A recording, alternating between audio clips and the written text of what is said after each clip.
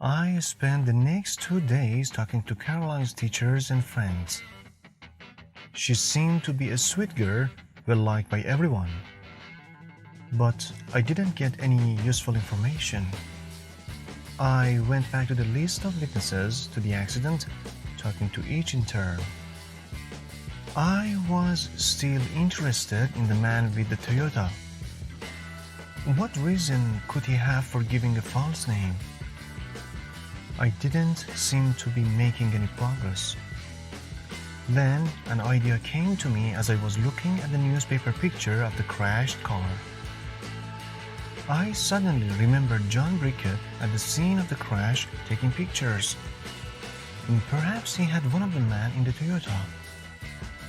20 minutes later, I was in Rickett's office at the Santa Teresa News looking at the photographs. "No good," John said. "No clear pictures of him." "What about his car?" John pulled out another photo of Caroline's car with the Toyota some distance behind. "Can you make it bigger?" "Are you looking for anything special?" "The number plate," I said. When we had made the photograph bigger, we were able to read the 7 number and letters on the California number plate. I knew I should inform Lieutenant Dolan, but I wanted to work on this myself. So I telephoned a friend of mine at the Department of Motor Vehicles. The number belonged to a 1984 Toyota, dark blue, and the owner was Ron Cagle with an address on McClatchy Way. My heart was beating loudly as I rang the bell of the house.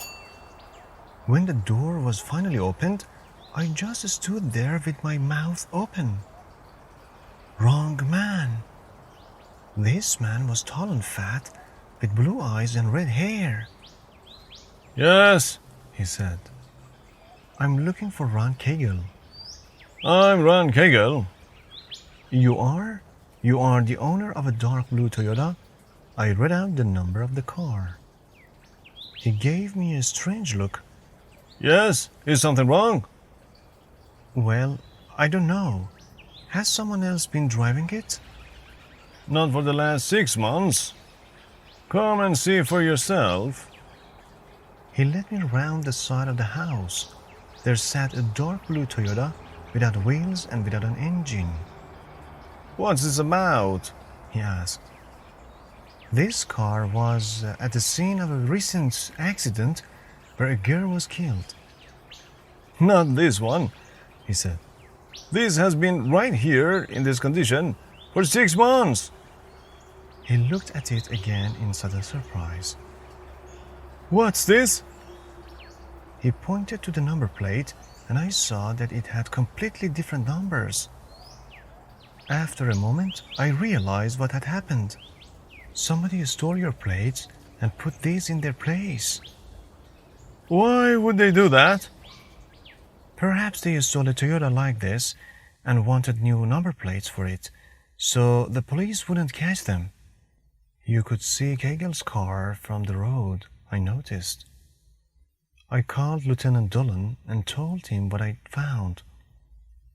He checked the list of stolen cars and found that the number which was now on Cagle's car belonged to a vehicle reported stolen 2 weeks before. But Dolan thought that even if we found the man, he might not be connected with the shooting. I didn't believe him. I had to find that young man with the dark hair and the dark eyes.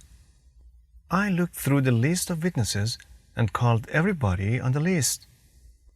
Most tried to be helpful, but there was nothing new to add. I drove back to the university area to look for Judy Leighton. She must know something more. The apartment was locked, and looking through the window, I saw that all the furniture was gone. I spoke to the manager of the apartments and got the address of her parents' house in Colgate, the area to the north of town. It was a pleasant house in a nice street. I rang the bell and waited. I rang the bell again. It appeared that no one was at home.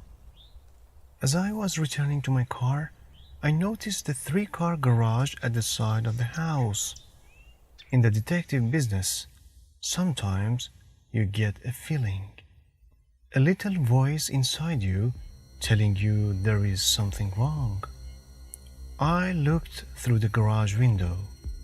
Inside, I saw a car with all the paint taken off it. The side door of the garage was unlocked, and I went in. Yes, the car was a Toyota, and its number plates were missing. This must be the same car, and the driver must be someone in the Leighton family.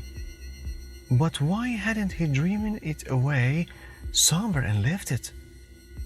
Perhaps he thought it was too dangerous.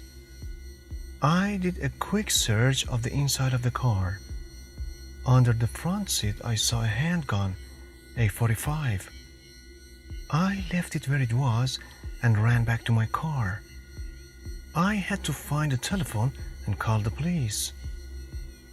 As I was getting into my car, I saw a dark green Ford coming towards the Leighton entrance. The driver was the man I'd seen at the accident. Judy's brother? He looked rather like her.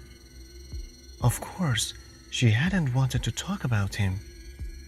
Suddenly, he noticed me, and I saw the terror in his face as he recognized me. The Ford sped past me, and I chased after it. I guessed he was going towards the freeway. He wasn't far in front of me when he turned onto the freeway, heading south, and soon I was right behind him. He turned off the road onto the rough ground beside it to pass the slow-moving traffic. I followed him. He was watching me in his driving mirror. Perhaps that's why he hadn't seen the workmen and their heavy vehicle right in front of him. Not until it was too late. He ran straight into the vehicle with a crash that made my blood turn cold as I brought the Volkswagen to a safe stop. It was like the first accident all over again, with police and ambulance men everywhere. Now I realized where I was. The workmen in their orange coats were putting up a new green freeway sign in place of the one that Caroline's car had broken. Terry Leighton died at the exact spot where he had killed her. But why did he do it? I guess the restaurant manager was right, and jealousy had made him crazy. Not too crazy, though, to carry out that careful plan with the stolen car and number plates. And now he was dead.